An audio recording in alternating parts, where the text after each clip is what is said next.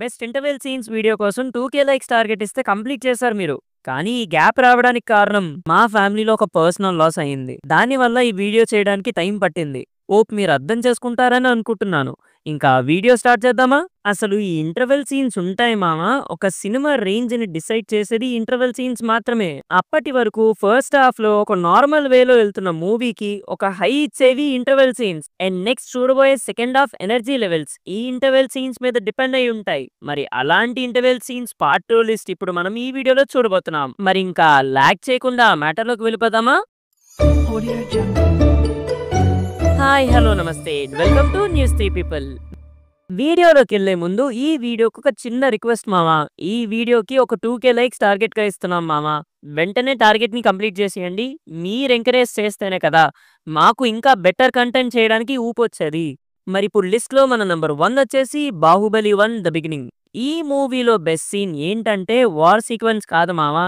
ఈ మూవీలో interval scene peaks అంతే.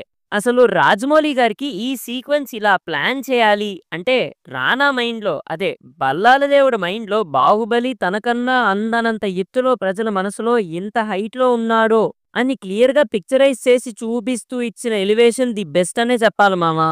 ఈ సీన్ మీరు థియేటర్ లో చూసినప్పుడు మీ ఎక్స్పీరియన్స్ ఏంటో కామెంట్స్ లో చెప్పండి, చూస్తాం. అండ్ ఈ పర్టికులర్ సీన్ లో కీరవాణి గారు ఇచ్చిన బీజిఎం ఉంటది, నా భూతో నా భవిష్యత్. ఇప్పుడు లిస్ట్ లో మన నంబర్ 2 వచ్చేసి మహేష్ బాబుస్ 1 నేనొక్కనే. సుకుమార్ గారి కెరియర్ లో మోస్ట్ అండర్ రేటెడ్ మూవీ అంటే అది 1 నేనొక్కనే కూడా. చాలా మంది కలేజా గురించి మాట్లాడతారు కానీ ఈ మూవీ గురించి చాలా తక్కువ మాట్లాడతారు. నా ఉద్దేశంలో ఈ మూవీ ఒక అండర్ రేటెడ్ మాస్టర్ పీస్ మామా. ఈ మూవీ ఫస్ట్ నుంచి కూడా ఎవ్రీ డీటెయిల్ లో సుకుమార్ గారి బ్రిలియన్స్ కనిపిస్తుంది. ఈ మూవీ 2014 కాదు మామా, ఇప్పుడు రిలీజ్ అయి ఉంటే వేరే లెవెల్లో ఉండేది.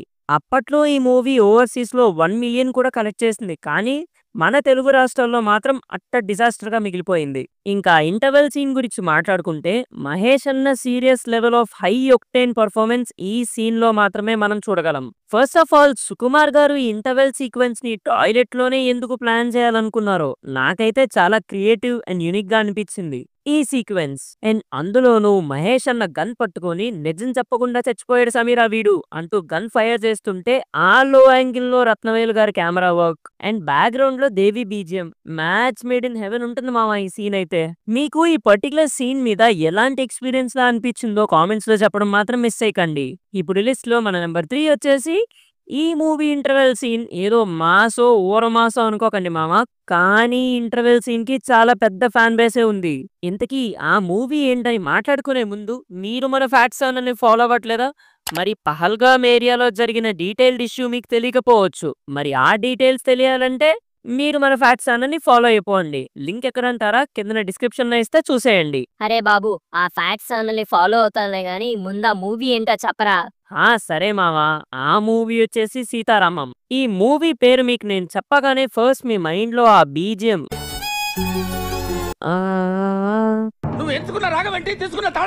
ఆపేస్తాను లేను మావా. ఆ బీజిఎం మీకు వినిపించాలని వినిపించా. అండ్ నెక్స్ట్ మీకు ఇమీడియట్ గా మైండ్ లోకి ఇంటర్వెల్ సీక్వెన్సే మీకు గుర్తొస్తుంది. అండ్ ఇంకా మీ మైండ్ లో ఫైనల్ గా మహారాణి ఇంకా సెలవు అనే వర్డ్ కూడా మీకు గుర్తొస్తుంది మావా. కరెక్టేనా?